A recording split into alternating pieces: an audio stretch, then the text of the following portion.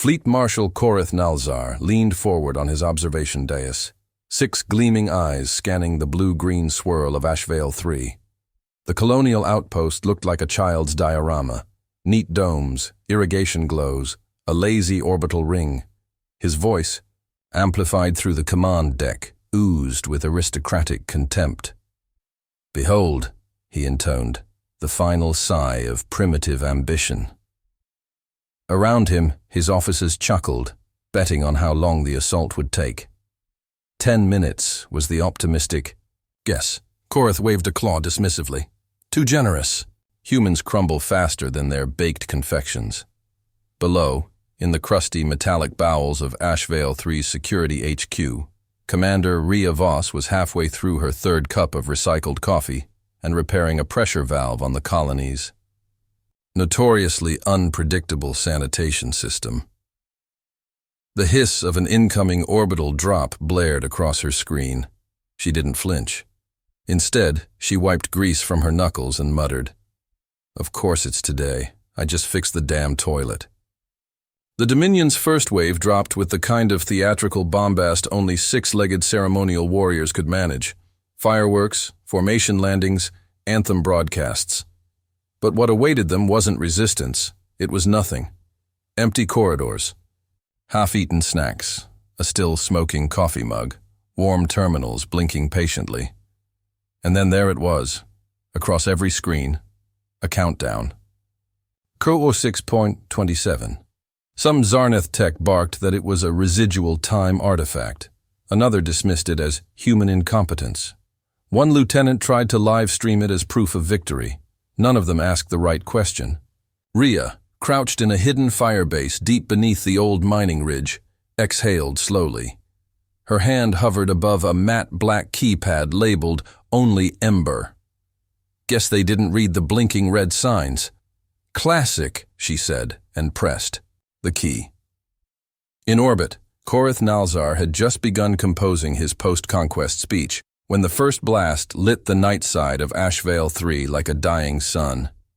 The colony didn't just explode. It unfolded, imploded, and erupted in waves, a chain of calibrated fusion detonations choreographed like some infernal dance.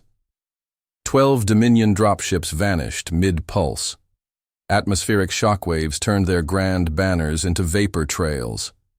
Then came the drones, not graceful fighters, but jagged insectoid kamikazes, painted with jokes and crude human sketches, screaming through vacuum on silent drives. The flagship Honor of Subjugation blinked out of existence in a flash, taking Korith's monologue and half his fleet with it. Back in the outpost, Rhea unscrewed a tiny metal flask. "For the record," she said dryly, "that was before I finished my coffee." By minute 5, the only functioning Zarneth ship was a battered scout with most of its crew missing or very recently melted. Captain Kel Brannix, singed and twitching, managed to break orbit, dragging trauma and a data core full of horror with him. 6 minutes, 42 seconds after the assault began, Ashvale 3 no longer existed. In its place, a radioactive scar, a data signal loop broadcasting the words "You started it" in 63 languages, and a lone boot lodged in a crater with the words "Nice try" scrawled on the heel. Weeks later, in the high halls of the Zarneth Dominion, Kel Brannix stood before the War Council, attempting to explain the concept of Code Ember. He spoke of ghost towns, suicidal drones, and a woman who greeted annihilation with sarcasm and caffeine. The counselors didn't understand. "They destroyed their own colony?" one asked, aghast. "Self-immolation is not conquest. It is insanity." Kel didn't reply. He just stared, wide-eyed, and whispered, "It's not insanity. It's policy."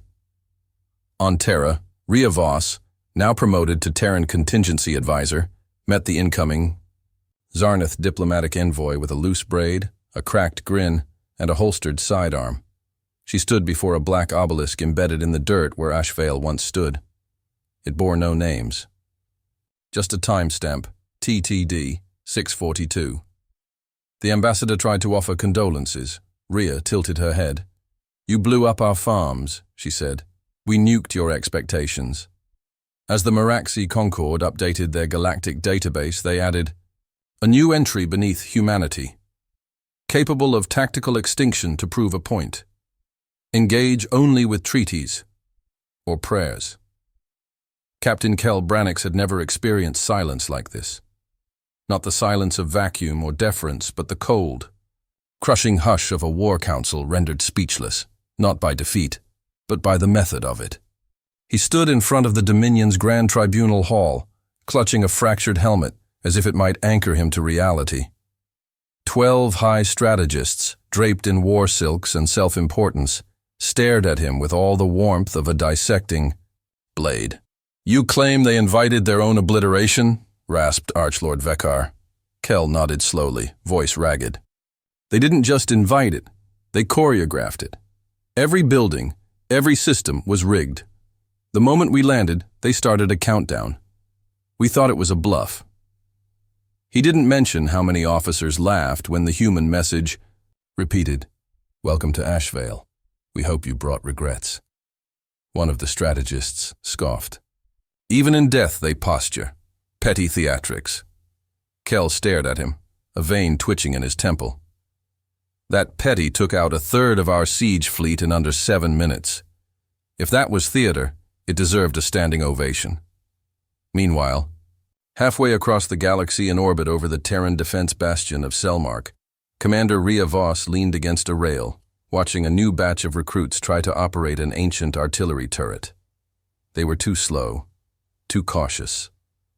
One managed to trigger a recoil loop that launched their backpack into orbit. Rhea didn't flinch. She just sighed and sipped her synth coffee, the mug dented from the Ashvale blast and still bearing a sticker that read, I survived the facility flush, 2079. Beside her stood Director Seema Adari, her demeanor serene, despite the chaos. They say the Zarneth are requesting formal negotiations, Seema said, folding her hands. Diplomatic? Rhea asked. Or the please stop setting yourselves on fire kind? Seema offered a ghost of a smile. Perhaps both.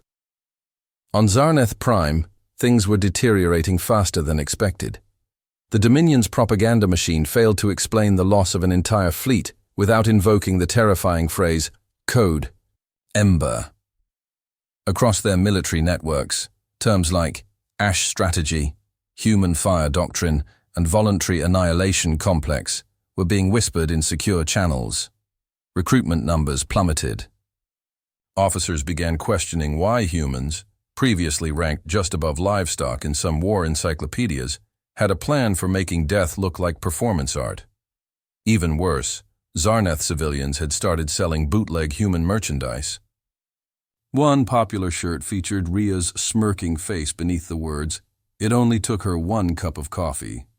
Rhea, for her part, was busy being thoroughly unimpressed by the ceremonial offerings being unloaded from the incoming Zarneth diplomatic ship. They had brought gilded weapons, decorative armor, and a handwritten apology encased in crystal. She leaned in to whisper to Seema, "Is this diplomacy or a yard sale for insecure conquerors?" Before Seema could answer, a new alert flashed. A Meraxi Concord observer pod had entered orbit, sending a message, requesting clarification on humanity's scorched welcome protocol. Rhea rubbed her temples. Great, now we're inspirational.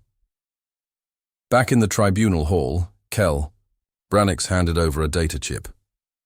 This contains footage from inside Ashvale, and from the drone that took out the honor of subjugation. I recommend you watch it, and then forget everything you think you know about humans. The strategists reluctantly played the file. Silence stretched into awe as they watched human. Engineers calmly plant demolition charges beneath their own homes, laughing and trading jokes. One woman looked directly into a drone camera and raised a mug. "You came to our backyard with fire," she said. "We brought the matches." A strategist dropped his ceremonial goblet. Another asked, barely audible, "Do they all think like this?" Kel didn't smile. "No, Commander Voss is worse." And just like that, the Dominion's posture shifted. not from pride to fear, but from arrogance to calculation. They realized that the humans didn't just fight wars, they curated them, scripted them like tragedies, then sold the moral afterward, with sarcasm and a dead stare. Across the stars, alien civilizations watched and learned, and some began placing small signs on their colonies in multiple languages, stating simply, "This planet is not worth your fleet."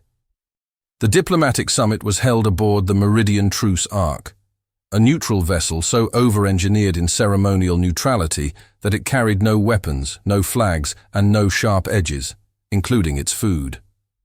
The Zarneth delegation arrived draped in shimmering defense robes, their posture a brittle mix of superiority and suppressed trauma.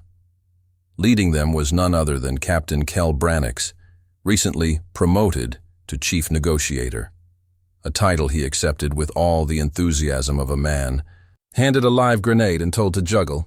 The Terran delegation, by contrast, arrived in a transport nicknamed the Casual Friday, emblazoned with ironic decals and scorch marks that weren't entirely aesthetic. Commander Rhea Voss disembarked in a battle-worn flight jacket, half-zipped, chewing on something aggressively synthetic. She looked every bit the war criminal the Zarneth whispered about, except more amused. The Meraxi Concord observers watched from their glass gallery, fascinated like historians at a bonfire. "Is she always like this?" one asked aloud.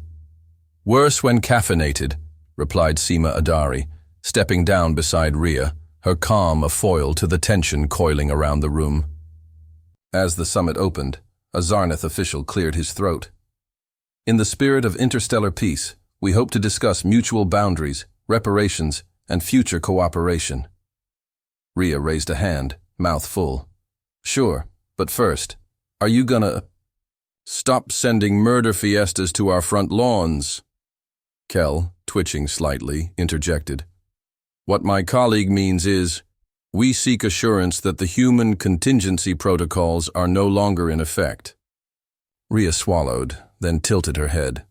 "Nope. They're in version 2.0 now. We added music." Seema, ever the buffer, stepped forward. "What Commander Voss is trying to convey, poorly, is that the Terran frontier will defend itself, using methods appropriate to our resilience." The Zarneth grumbled among themselves, likely translating that into psychotic mayhem with a laugh track. The negotiations ground forward, painfully. Every Zarneth demand was met with sardonic counterpoints. When they asked for strategic maps of Terran borders, Rhea pulled out a children's placemat labeled Bad Idea Zones.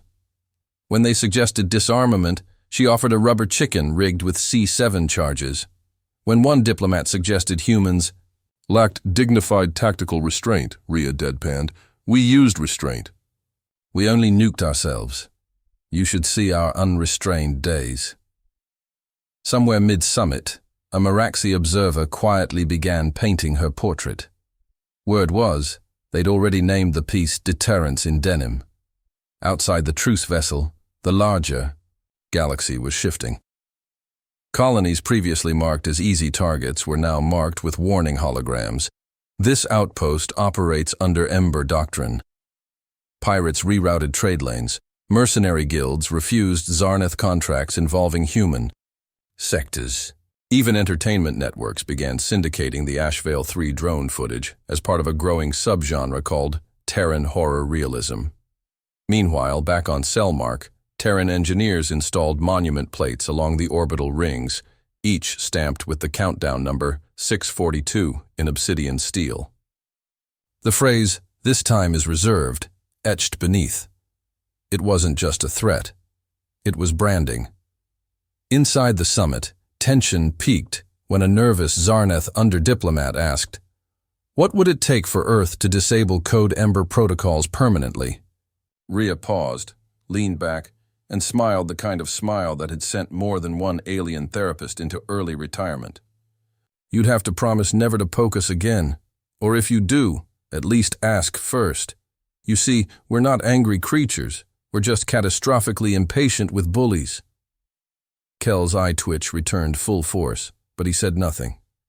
He knew she wasn't bluffing. He'd seen the crater. The others hadn't. They still thought of humans as dramatic mammals playing with sharp toys. But Kel had smelled the ash. He'd watched a colony turn itself into a strategic obituary with style. As the final treaty terms were etched into plasma glass, Rhea signed hers with a stylus shaped like a middle finger. The Zarneth, trembling, accepted. The Meraxi requested a second signature for their art archives. Seema simply nodded. That's diplomacy in our century. Talk softly and carry a flamethrower with a smiley face sticker. Across the galaxy, new whispers began to replace the old ones. Not, are the humans dangerous? But, how do they make fear look funny? No one had an answer yet. But one thing was certain. No species that willingly detonated its own homes while sipping expired coffee could be called primitive ever again. By the time the Zarneth Treaty ink had dried, still metaphorically smoking from the passive-aggressive laser stylus, Rhea Voss insisted on using. Most of the galaxy had adjusted its entire perception of humanity from barely tolerable primitives to do not engage without divine permission. But Earth wasn't done. Because while treaties soothed bureaucrats and painted over burns, reputation was a different weapon entirely, and the humans had just discovered theirs was nuclear grade. In the months that followed, Terran Frontier Command launched a psychological campaign not of conquest, but of performative deterrence. HFY 3, now a glassed scar officially renamed Iron Veil, became a tourist site, not for humans, but for alien diplomats flown in by appointment only. The tour included a reconstructed control room showing the countdown timer that had doomed a fleet, a sealed bunker where Rhea's coffee mug had survived the blast, and a holographic loop of her, leaning on a detonator muttering, "Try me again." Children on Earth started dressing as Rhea for Halloween. Zarneth universities launched doctoral programs in human conflict theory. Somewhere in the Meraxi Concord, an academic published a thesis arguing that humans weren't militaristic. They were narratively weaponized. And as for Commander Rhea Voss, she became something else entirely. A myth with a service record. Promotions followed, titles accumulated. But she stayed stationed on Selmark, citing a need to make sure the new batch doesn't die doing something inspirational. Her office had no furniture besides a cot, a brewing unit, and a mounted plaque that read, "Hope is for people who pack light." But even legends need proving grounds, and when the Draxan Consortium, a coalition of smugglers turned petty conquerors, tested a skirmish near Terran space, they did so with cloaked ships, anonymous IDs and plausible deniability. They assumed the humans wouldn't retaliate without solid intel. What they didn't account for was the reclassification of Ember protocols. Selmark's defense net didn't launch missiles, it launched messages, personalized, time-stamped, and horrifying. "Dear Draxan Commander," one began, "we noticed you skimming near our border. While we admire your enthusiasm, we'd like to remind you that Earth has no patience and an unfortunate surplus of explosives. Sincerely, the species that vaped its own farm to make a point." When the Draxan flagship's core melted from a precision drone strike disguised as a star debris scan, no retaliation came. Just silence. The kind of silence that said, "We got the memo." Rhea watched the fallout from a rooftop garden, sipping something blacker than moral clarity. Seema Adari joined her, holding a new report from the Concord. "They want us to speak at the Galactic Forum," she said, "about conflict prevention." Rhea raised an eyebrow. "You mean about how not to punch someone in the face with a flaming colony?" Seema nodded without smiling. "Precisely that. Across the stars, murals of Iron Veil appeared in unexpected places. On the side of Carthan dreadnoughts, in the meditation rooms of peaceful species, even as warning signs carved into moons. Some read 642, others read Ash Strategy Certified. But they all carried the same unspoken message. Don't provoke the humans. They're not angry, they're prepared. And so it was that Earth, without conquering a single planet, without occupying a single capital, became a superpower not of territory, but of narrative. Fear was their flag, resilience, their anthem. And Rhea Voss, leaning back against the rail, sunglasses on, smirk intact, looked up at the sky as another alien envoy arrived, nervously rehearsing their apology. She took one last sip, holstered her sidearm, and whispered, "Let 'em talk. Let 'em kneel. But if they ever touch our coffee again, round two's gonna come with fireworks." And behind her, etched into the landing pad in charred steel, were the only words left to say, "Message delivered."